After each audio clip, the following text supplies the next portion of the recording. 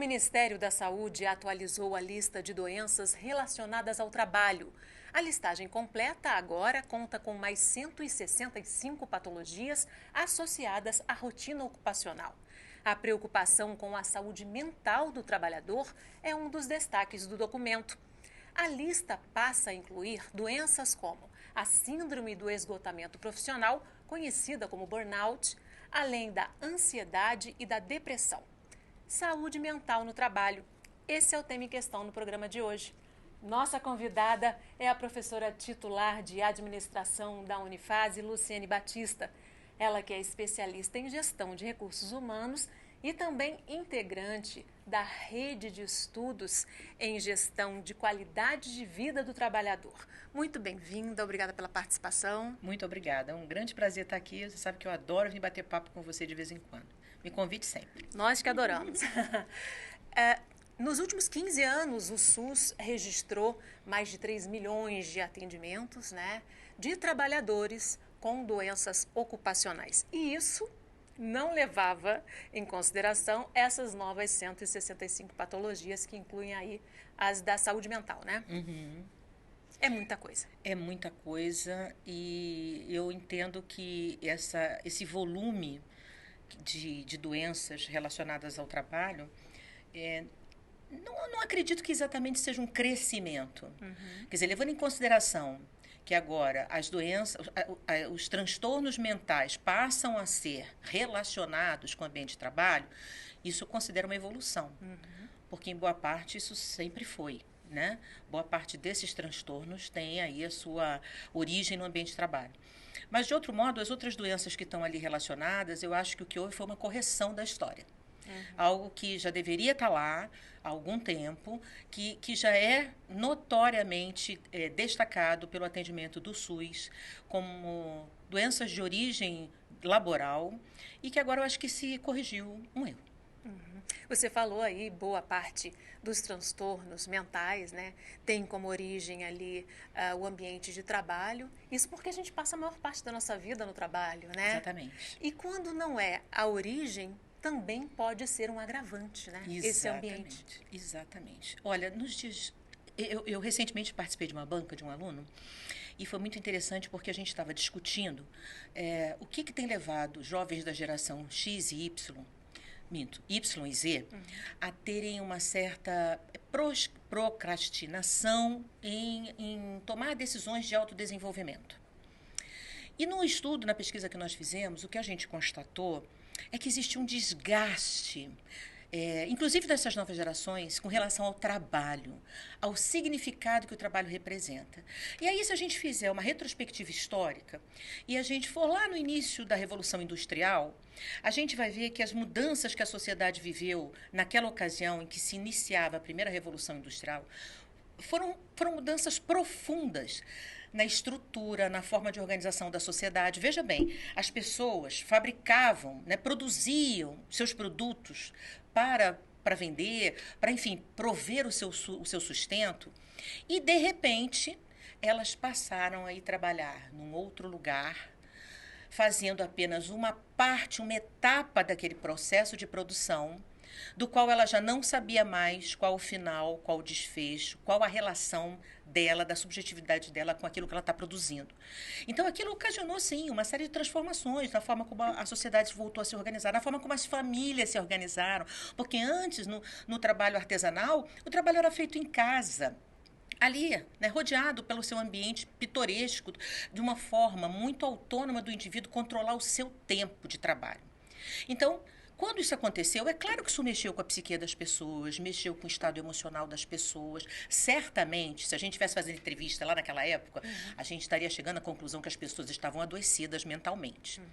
E hoje a gente está vivendo uma revolução semelhante.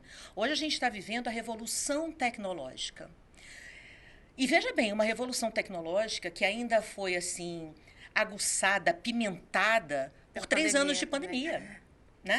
Porque ela já vinha em curso, já vinha acontecendo, a questão da flexibilização do trabalho também já era um movimento em curso, mas a pandemia acelerou isso de tal forma que não houve tempo nem de que os corpos e nem de que as mentes tivessem condições de se adaptar a tudo isso sem sofrimento. Você falou da revolução tecnológica, né? Hoje a pessoa sai do trabalho, mas o trabalho não sai dela, né? Porque, na verdade, tem o WhatsApp, tem o e-mail a qualquer hora. Continua, mesmo quando ela deixa o ambiente de trabalho, né? E aí eu acho que é uma coisa interessante da gente chamar a atenção para o aumento desses transtornos mentais. Hoje, eu considero que a gente tem 3 grandes fatores que são contributivos para as pessoas entrarem em sofrimento mental, entrarem em transtorno. O primeiro fator é esse que a gente está falando aqui. É a compressão do tempo. A questão toda do trabalho tecnológico, o trabalho mediado pela tecnologia, o teletrabalho, o trabalho em home office, tornou a vida do indivíduo um verdadeiro inferno, porque ele não consegue mais separar o que é o momento em que ele tem que trabalhar, o momento que ele tem que parar de trabalhar. Quando ele tinha que sair de casa e se dirigir para um outro lugar, para estar com outras pessoas, isso ficava muito claro. Eu tenho 8 horas, 12, 16 horas de trabalho, mas aquilo era consciente para ele. Ele tinha aquilo. De certa forma, havia uma maneira de se ajustar psicologicamente àquela condição que durante aquele tempo do dia ele vai estar trabalhando. Quando chegou a pandemia, ele ficou enclausurado em casa. E ele teve que associar a vida privada, a família, periquito, papagaio, cachorro, a vizinhança com a atividade laboral. Uma atividade laboral que, dos 2 lados da mesma moeda, ficou completamente desregulada. O indivíduo, porque ele não estava acostumado em ter que dividir o seu tempo privado com o trabalho. E, de outro lado, as organizações que também não estavam preparadas para estruturar um novo modo de supervisão do trabalho para pessoas que estão fora do seu alcance. Então, houve, na minha opinião, um ambiente muito propício a uma série de exageros. Exageros dos indivíduos que acabaram não se restringindo, não se pondo limites, eles se permitiram ser levados por essa avalanche.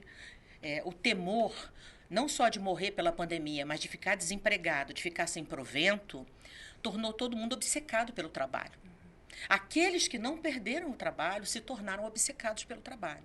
Porque passou a ser assim, a principal ponte, né, a tábua de salvação para que eu me mantenha são. Eu preciso continuar trabalhando. E, por outro lado, as organizações não tiveram a sensibilidade de entender a dificuldade que seria para esses indivíduos se adaptarem a essa nova circunstância. E eu digo muito também pela minha geração, tá? Geração dos 50 mais, que eu visto a carapuça de todo jeito, que é uma geração que, além de nunca ter tido essa necessidade de ficar preso em casa trabalhando, é uma geração que não nasceu tecnológica. Ela teve que se tornar tecnológica. E com a pandemia ela teve que se tornar tecnológica, assim, de uma maneira abrupta. Eu digo para você, os primeiros 2 meses em que a gente teve que mudar todo o sistema, né, de prática de aula, que era presencial para a distância, foi uma verdadeira loucura. Porque você tinha que, num curto espaço de tempo, aprender as novas ferramentas, ter desenvoltura, reconstruir todo o seu material didático para um novo cenário, enfim. Então, tudo isso, na minha opinião, foi assim, fundamental para ampliar a possibilidade de transtorno mental. Mas tem um psiquiatra que eu concordo muito com ele, que é o Dr. Ricardo Bressan, e ele é professor titular da Unifesp. E ele diz o seguinte, que a gente também, às vezes, exagera um pouco nessa observação, porque a gente partiu do pressuposto que, depois da pandemia, toda a humanidade adoeceu mentalmente. E ele diz, não é bem assim, vamos com calma. Por que não é assim? Ele diz que nós temos que aprender a diferenciar o que é problema mental de transtorno mental. E aí eu adorei esse conceito que ele diferenciou. Ele deu um exemplo assim. Problema mental é o que muita gente passou ao longo da pandemia por ter que se adaptar obrigatoriamente, rapidamente a essas novas circunstâncias. E o que ele chama de... O que pode estar na esfera do problema? A pessoa se tornou uma pessoa ansiosa. Aquilo gerou uma ansiedade, mas é lógico que gerou uma ansiedade.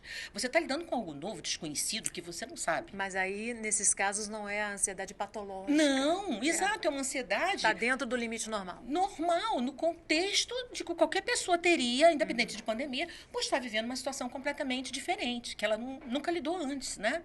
Então, ele diz, isso aí não pode ser chamado de transtorno mental. As pessoas estão ansiosas. Sim, elas estão ansiosas porque passaram por toda uma circunstância que oportunizou que esse sentimento perdurasse por mais tempo. mas isso não pode ser chamado de transtorno. Agora, o que é transtorno?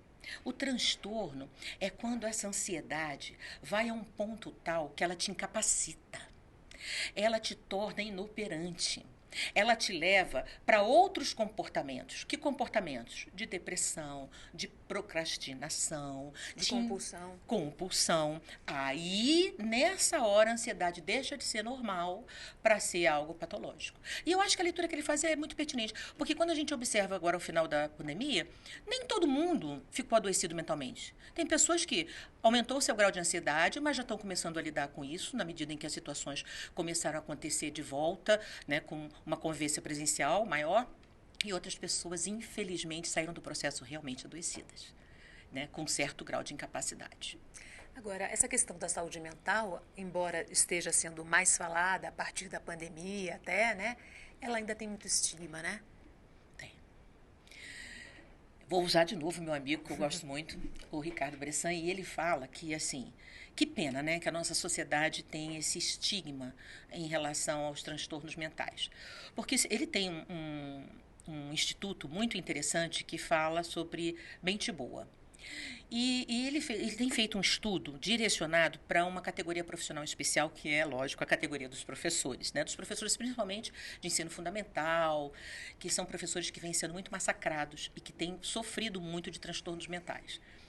E ele aponta o seguinte, né? Nós temos esse estigma, que é um estigma que foi plantado culturalmente, ele, no final das contas, atrapalha para que haja toda uma ação de prevenção do adoecimento mental. Ele diz o seguinte, existe, né, uma discussão se os transtornos mentais eles têm uma origem maior na genética ou nos fatores ambientais. E, segundo ele, os dois fatores são concorrentes, eles contribuem para o adoecimento mental. Mas ele diz que tudo vai depender da circunstância em que esse adoecimento aparece. Por exemplo, se a gente estiver falando, vamos fazer uma analogia com uma criança da faixa da infância que apresenta obesidade. Uma criança de 1, 2 anos, uma criança que ainda não teve a oportunidade de ser contaminada para ter acesso a um monte de hábitos alimentares inoportunos. Mas essa criança, pela força genética, já apresenta, por exemplo, uma diabetes. Aí eu posso dizer com segurança que aquilo foi genético. Mas se eu for analisar, por exemplo, um idoso que aos 60 anos, né, se vê diabético, obeso, sedentário, enfim, o comportamento alimentar dele é todo transviado por uma cultura alimentar consumista. Eu vou dizer, ele pode até ter uma tendência, né, genética, mas na verdade foram as condições sociais que levaram ele para esse aspecto. A gente pode falar a mesma coisa sobre o transtorno mental. Todas as pessoas, segundo o psiquiatra, elas têm sim, em alguma medida, uma tendência para o adoecimento mental, para desenvolver algum transtorno mental. E ele é mais preciso. Ele diz o seguinte, que isso acontece exatamente na faixa etária entre os 14 e os 24 anos. Você veja bem, né? Praticamente 10 anos da vida de uma pessoa em que ela tem a probabilidade maior de desenvolver algum tipo de transtorno mental. E aí, quando a gente olha o que tem se falado sobre doença mental, ninguém nem fala dessa faixa etária. Ninguém nem fala de quais programas podem ser desenvolvidos para evitar que essas pessoas cheguem a um estado de adoecimento. Porque ali elas têm uma convivência maior com o universo social, onde elas vão encontrar o maior número de fatores estressantes, porque é ali que ela vai para a escola, é ali que ela convive com os amigos, é ali que ela sai completamente da influência familiar. E aí ela vai ter que lidar com uma série de desafios para ser aceita em espaços sociais mais amplos. É nessa hora que o indivíduo pode adoecer. Você está falando de condições, né? Eu aproveito então para te perguntar que aspectos do ambiente de trabalho podem influenciar de forma negativa na saúde mental do trabalhador? Eu acho que basicamente são 3 grandes aspectos. O primeiro é relacionado às próprias condições de trabalho do indivíduo, né? A escassez de recurso, de conforto, enfim, de um espaço e de equipamentos de trabalho que sejam minimamente relevantes para o nível de resultado que ele é exigido. que normalmente não é isso que acontece. O nível de resultado que é exigido é extremo e as condições de trabalho mínimas. Esse é o primeiro fator. O segundo fator, que eu acho assim demasiadamente importante, é a qualidade das relações no ambiente de trabalho. Na verdade, há bem pouco tempo atrás, as empresas nem consideravam isso algo relevante para pensar produtividade, né? Ou seja, não, se as pessoas estão se dando bem ou estão se dando mal, isso é irrelevante. Não, não é irrelevante.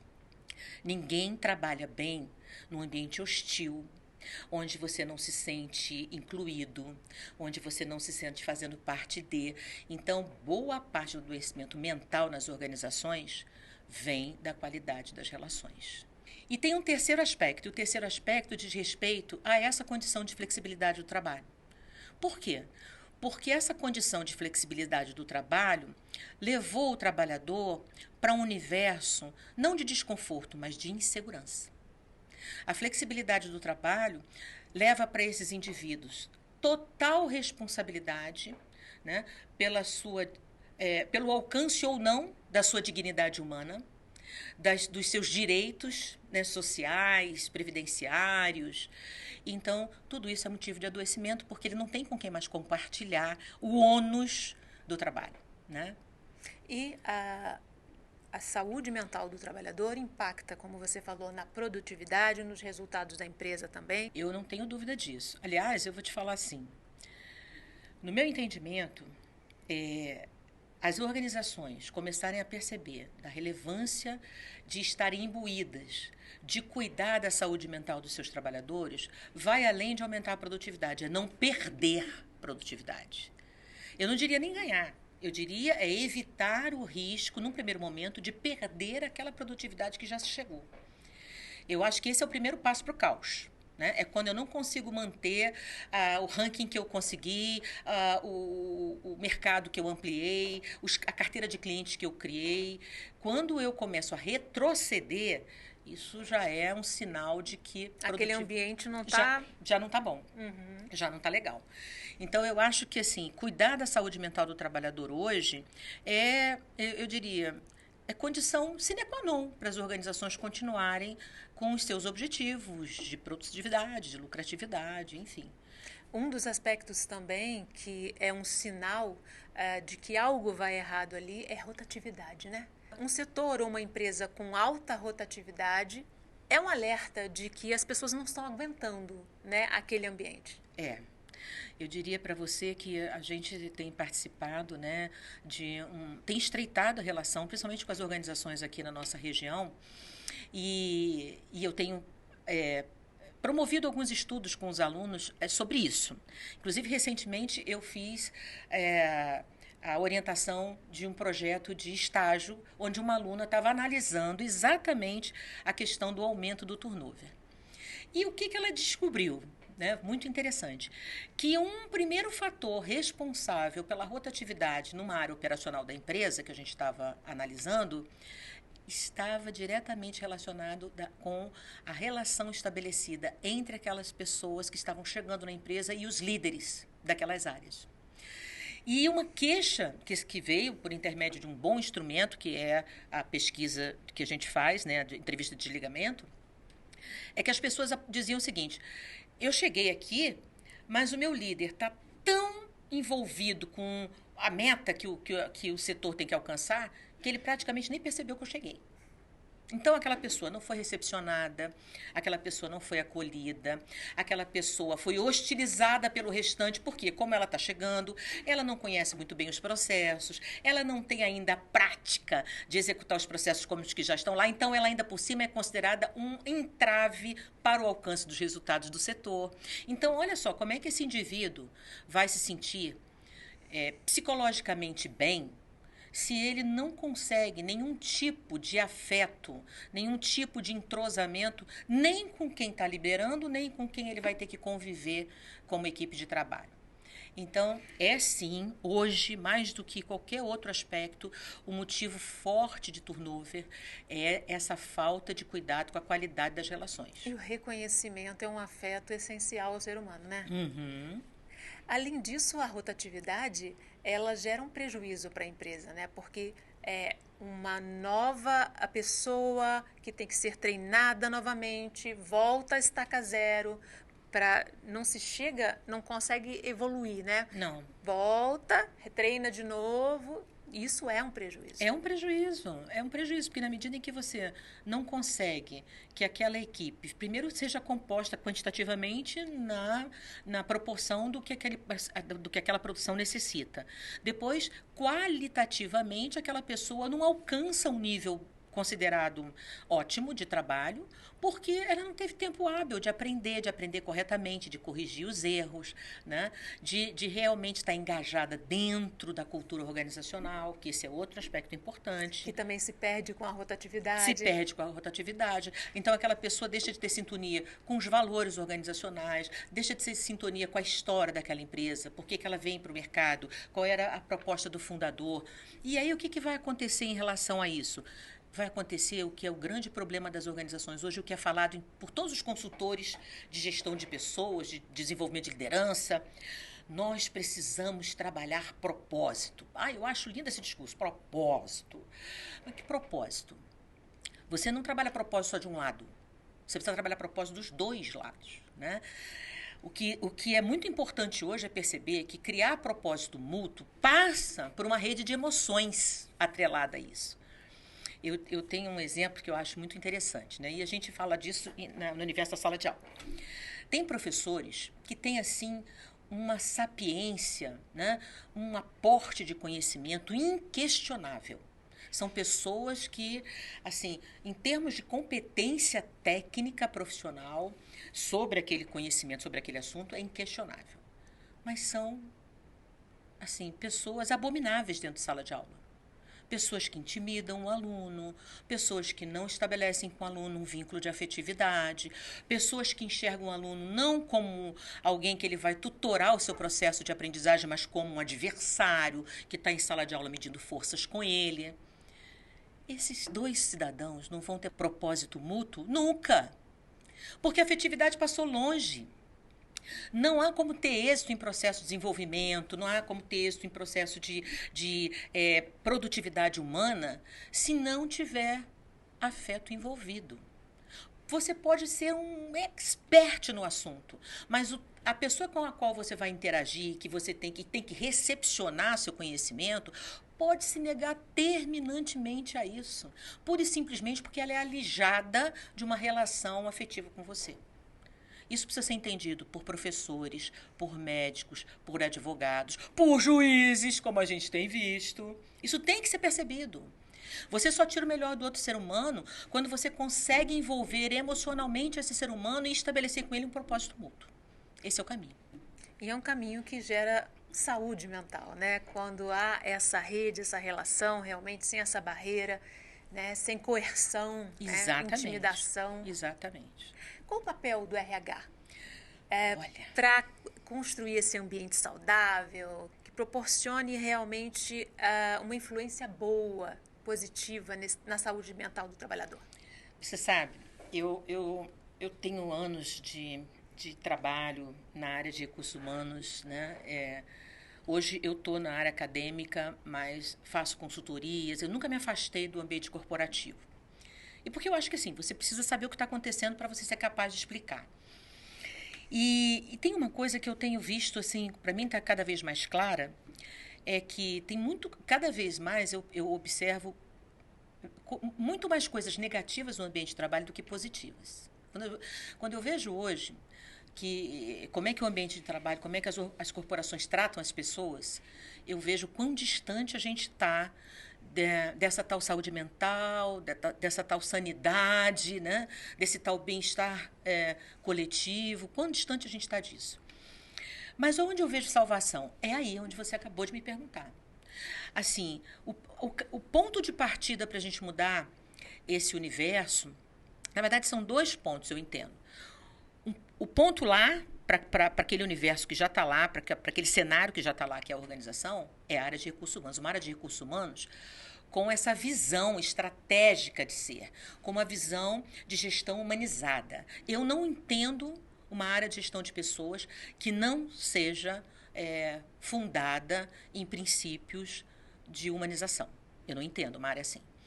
E eu compactuo muito com o que é chamado hoje como modelo contemporâneo de gestão de pessoas. Na verdade, eu sou, assim, uma discípula e torcedora desse modelo. E o que prediz esse modelo? Ele prediz o seguinte: o indivíduo, para que ele seja producente numa organização, ele tem que estar comprometido. Para que ele esteja comprometido, é preciso que se desenvolvam 3 elementos chaves. Esse indivíduo precisa estar motivado, esse indivíduo precisa estar satisfeito e esse indivíduo precisa ter construído um propósito mútuo com aquela organização. Se esses 3 pilares não forem desenvolvidos, eu não consigo comprometer ninguém com o seu trabalho. E se eu não conseguir comprometer ninguém com o seu trabalho, eu não consigo desenvolver. Baseado nessa premissa, o modelo contemporâneo de gestão de pessoas prevê que a gestão de pessoas ela tem 3 pilares, na verdade. O primeiro pilar é o pilar dos processos de gestão. Os processos: recrutamento, seleção, treinamento, pagamento, mobilidade das pessoas dentro da organização. O segundo pilar, que eu reputo da maior importância, são as políticas de cuidado. É aí que entra uma coisa nova, que não era feito no recurso humano tradicional. É o cuidado com o ser humano, é a gestão do clima organizacional, que cuida da qualidade das relações, é a gestão da diversidade, que cuida do respeito entre as diferenças humanas, é a gestão da qualidade de vida, que vai trabalhar toda uma preocupação preventiva e não só curativa da saúde física e mental do trabalhador. É um investimento no capital psicológico dos seus trabalhadores. Esse pilar do cuidado, quando ele é bem elaborado, bem planejado, mas não só bem planejado, quando ele é bem executado, ele leva a pessoa para esse lugar que eu te falei: motivado, satisfeito e com propósito mútuo. E o terceiro pilar, é impressionante como as empresas dão pouco valor para esse terceiro pilar. E é um pilar que, até pouco tempo atrás, não era da alçada do RH. Mas, hoje em dia, eu digo para você que é totalmente da gestão de pessoas. É o cuidado com o sistema de comunicação, é o cuidado com o modelo de liderança que é aplicado. Porque a organização pode ter aquele discurso lindo e maravilhoso, que ela tem respeito por todas as pessoas, que ela tem apreço. Mas e o líder? Ele está sabendo disso? Mais do que sabendo disso, ele está aplicando esses conceitos na sua convivência cotidiana com seus colaboradores? Então, eu entendo que esse é o modelo de RH que pode levar as pessoas para diminuir o índice de adoecimento mental e, de certa maneira, servir como antídoto para que novos transtornos não apareçam. Vai muito além, né, da preocupação que existe já em alguns lugares com a ergonomia, né? A cadeira, a mesa, a altura do computador. É importante ter isso, mas a saúde mental, né? A gente ainda está engatinhando para chegar lá, né? Por onde começar? Olha, eu acho que o ponto de partida, e eu acho que isso é uma responsabilidade grande do RH, mas eu acho que é uma responsabilidade grande do staff maior das empresas, né? Dos CEOs, dos presidentes, da cúpula diretiva, é entender que tudo começa com a liderança. Não adianta eu sensibilizar a base operacional das organizações, porque a base ela entende rapidamente disso, porque inclusive ela anseia por isso. Então ela está ali disponível para trocar, disponível para participar, disponível para dar sugestão, disponível para fazer crítica, mas para isso precisa ter interlocução. Então, na minha opinião, tudo tem que começar com um forte exercício de modelagem das lideranças. As lideranças precisam ser preparadas para 2 coisas: para a prática de uma liderança humanizada, para a prática de uma liderança participativa. Na verdade, são 2 coisas que os líderes, na maioria das vezes, não aprenderam a fazer. Não aprenderam a ver pessoas como pessoas e não aprenderam de que as pessoas, elas há muito tempo deixaram de ser mão de obra. Hoje as pessoas são força de trabalho. E quando a gente troca esse termo, que parece uma bobagem, mão de obra para força de trabalho, a gente está dizendo o seguinte: por trás dessa mão tem um cérebro comandando, instruindo e determinando a vontade de fazer. Eu posso ter uma mão de obra brilhante, posso costurar horrores, mas meu cérebro pode dizer: não ponha todo esse potencial a serviço dessa empresa porque ela não serve. Então, não é só a mão que eu tenho que cooptar, né? As empresas precisam entender que elas precisam cooptar o cérebro, mas não é o racional do indivíduo, é o emocional. E aí dá um certo trabalho isso, tá? Não é fácil. Porque não é simplesmente você fazer isso no discurso. Porque o discurso, por si só, ele não coopta o sentimento. Só tem uma maneira de você fazer isso. É fazendo, através de atitudes. Então, eu posso dizer para uma pessoa assim, nossa, você faz um excelente trabalho. Mas na hora que eu vou mostrar aquele trabalho para outros, eu digo, esse trabalho é meu. Poxa, mas como é que você... sabe, são pequenos gestos que você vai demonstrando para o funcionário que, na verdade, ele não tem valor emocional nenhum para você. Porque você elogia para ele nas quatro paredes que ele é ótimo, mas quando você precisa mostrar o trabalho ótimo para os outros, você se põe na frente e esconde aquela pessoa brilhante, que às vezes é brilhante mesmo, né? Então, eu te dei um exemplo do que são as mínimas atitudes que precisam ser corrigidas na ação de liderança. Mas o ponto de partida, para finalizar a tua resposta, começa e termina no modelo novo de exercício de liderança. Você visualiza esse movimento nas empresas?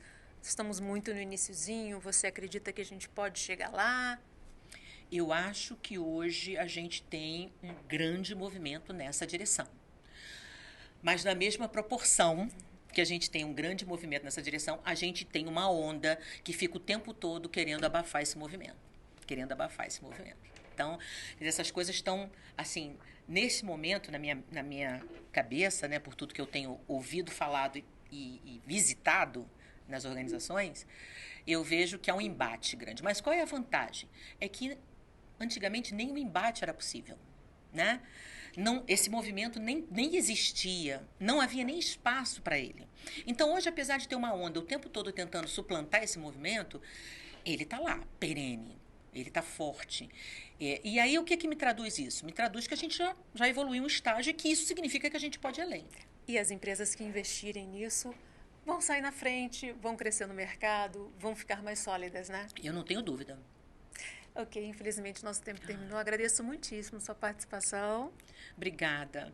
Eu adoro vir aqui, é uma grande oportunidade de falar de coisas que eu acredito, mas obviamente eu não venho aqui com a fala da Luciene, eu venho aqui com a fala da pesquisadora, da professora, da gestora de pessoas, né? E muito me orgulho dessa área. Muito obrigada por esse espaço e me chame sempre que você gostar. Nós é que agradecemos mais uma vez a sua participação. E a gente tem um encontro marcado no próximo Questão. Espero você até lá.